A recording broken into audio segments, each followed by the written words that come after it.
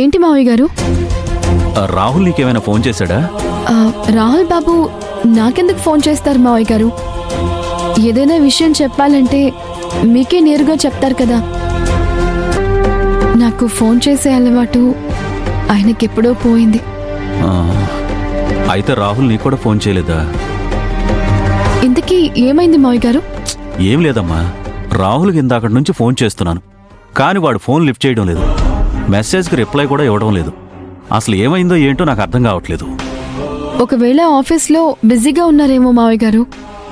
బిజీగా ఉంటే కనీసం మెసేజ్ అయినా చేయొచ్చు కదమ్మా, బిజీగా ఉన్నాను అని. మెసేజ్ కూడా చేయకపోతే అసలు నేనేమని అర్థం చేసుకోవాలి? రాహుల్ బాబు ఆ కనిష్క దగ్గర జాయిన్ అయినప్పటి నుంచి ఆయన పరిస్థితి మారిపోయింది. ఆ కనిష్క రాచి రంపాలు పెట్టి మరీ రాహుల్ బాబు చేత పని చేయించుకుంటోంది. ఆ ఉద్యోగం వదిలేసి వద్దామంటే రానివ్వకుండా అగ్రిమెంట్ అడ్డం పెట్టుకుంది.